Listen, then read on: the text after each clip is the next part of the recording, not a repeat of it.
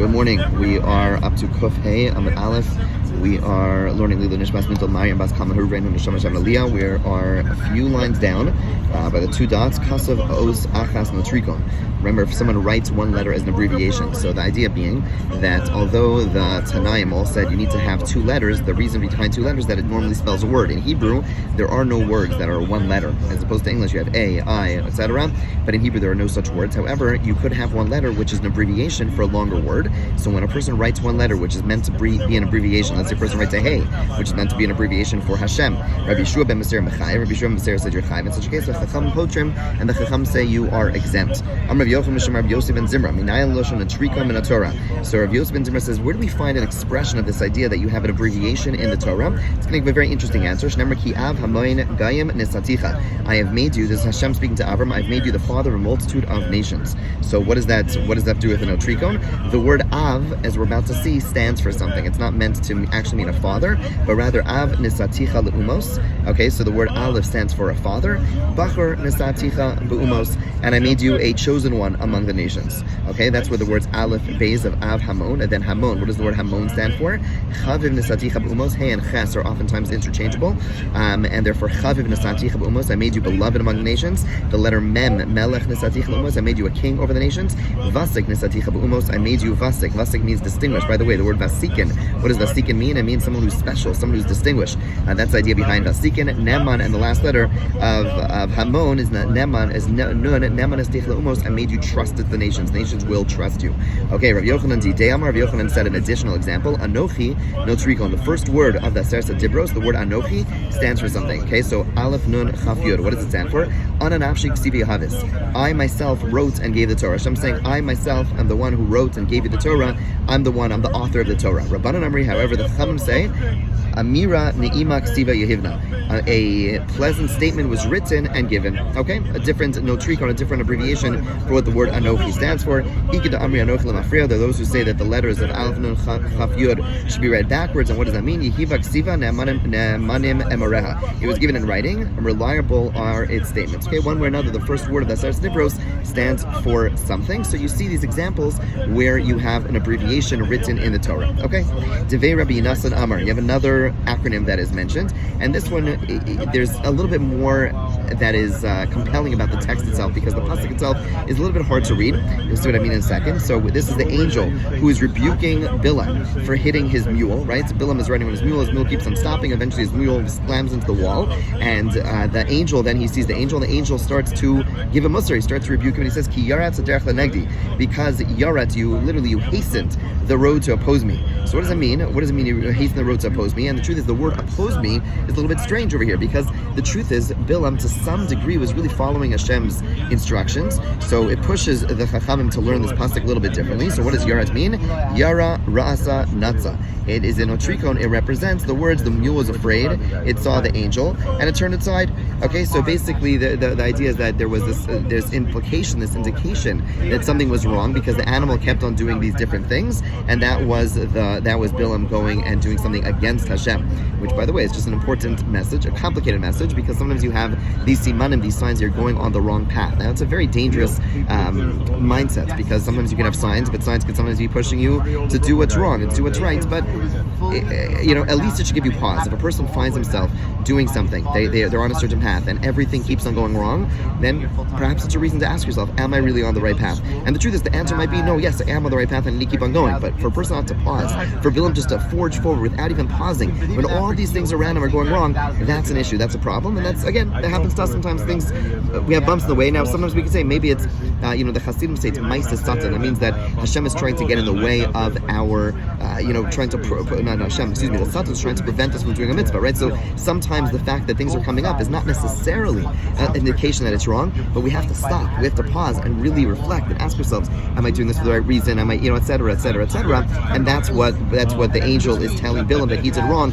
That donkey, after all this time, kept on indicating in different ways that something was off, and Bilam didn't stop, he just forged forward. That is the issue. Okay, let's go further. Devei Rabbi Shmuel Tana.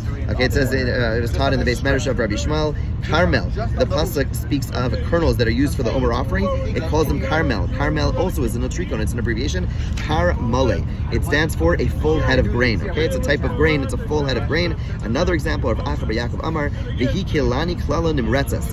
David HaMelech says about Shimi ben Gera. Shimi ben Gera was a person who cursed David, and it says he cursed him with an explicit curse.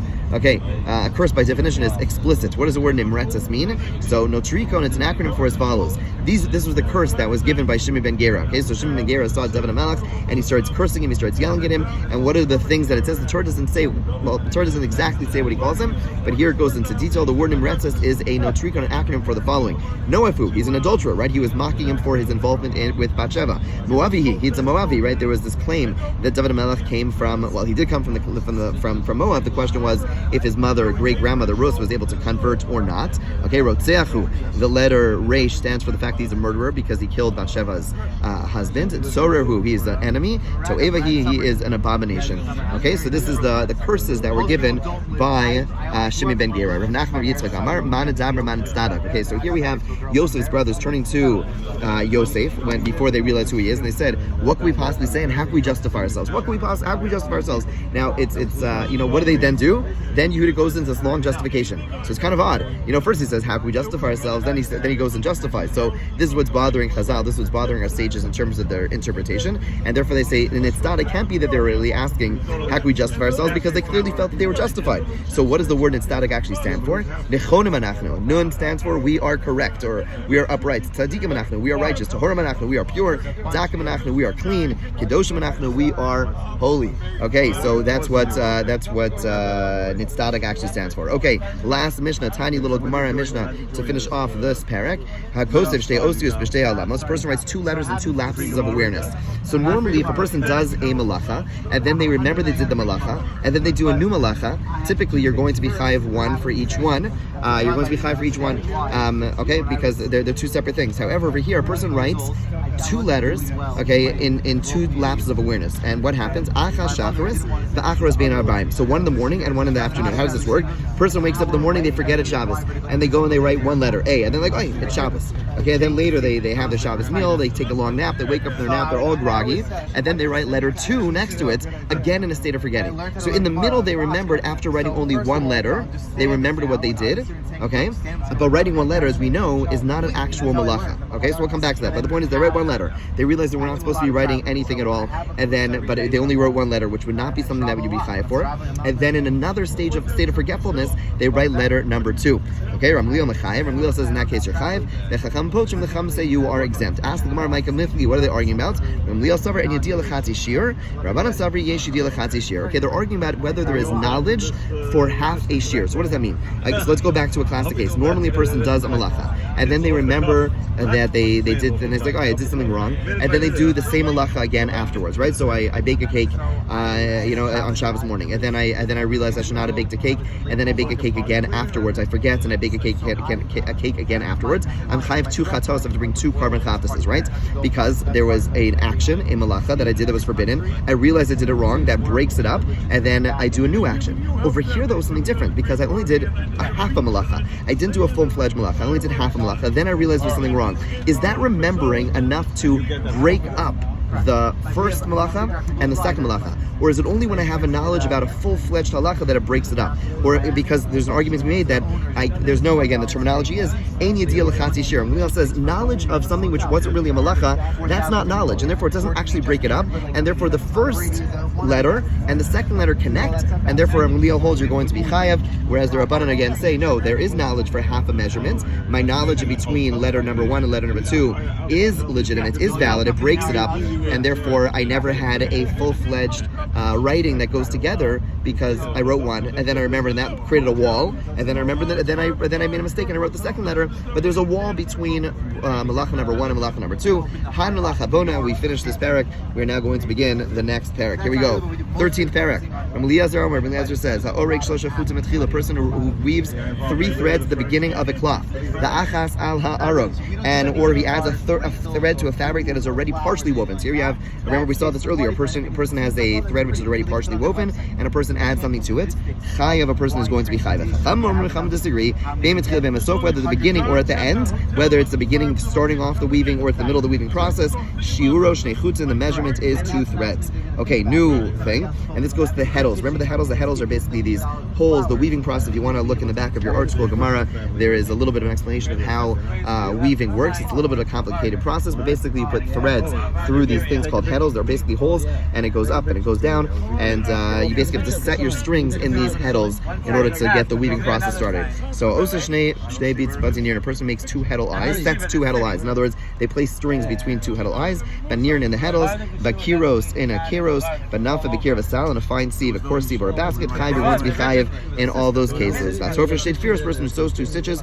bakarel manas lachmor state fierce, and a person who tears in order to sew 2 stitches is going to be chayiv. We'll talk about what these are in the Gemara. Yasser of Yitzchak, when Rav Yitzchak came to Babel, Tani Shtaim, he taught that Rabbi Lazar holds your person's only liable for 2 threads, right? So on the one hand, or the Gemara said, the Mishnah over here said that Rabbi Lazar holds your chayiv for 3. Over here he says your chayiv for 2, but non shalosh, right? On the Mishnah we learned 3. Over here it says 2. Lo kasha, no question. Ha ba'alimi. Here Rabbi Lazar Eliezer is talking about thick threads. Habiktini, here is talking about thin threads. In other words, in one place when he says there's a contradiction. In one place Rabbi Eliezer says it's 3 threads to make you chayiv. Other place it says there's 2 threads. How do you reconcile? You have to say one is talking about thick threads and one is talking about thin threads. Now which one is which? The Gemara is going to say Amar la lahaikisa. There are those who say it this way. Alime, if the threads are thick threads are used tlas lo sasri, then 3 woven threads will not unravel. Okay, trei sasri, but 2 threads will unravel. Okay, so with thick ones, 2 thick threads actually is not as tight. When you have very thin threads, you're actually able to get much tighter. If it's a thick thread, there is more air, there's more space between the different threads, and therefore only if you have 2 thick threads, that's not going to be enough. So therefore it's only when you have 3 big threads tied together, then it's going to stick together. Okay, and therefore he says 3. Ketini, when it comes to thin threads, trei namilo sasri, 2 thin threads will also not unravel. So those who say it the other way, ketine, if the threads are thin, tlasi yadiyeh, 3 of them are noticeable. In other words, it's significant. Trei lo yadiyah, but 2 thin ones are not noticeable, and therefore it's not considered malacha. Alime, when they're thick, trei nami yadiyah, 2 would be sufficient because it's noticeable. So again, what do you see from here? Well, you see, so this approach is actually flipping it around, saying that 2 thick ones you'll be chayiv, whereas the first approach said it's 2 thick ones you will not be chayiv, 3 you will. Bottom line is that there's no steer, there's no contradiction. One is talking about thick threads, one is talking about thin threads. Tanya was taught in a brisa. Person weaves 3 threads at the beginning. The echad al 1 thread, so woven fabric chayiv. That's the opinion of Eliezer. Beginning or end, the measurement is 2 threads. At the edge. Okay, so the edge sometimes they would go ahead.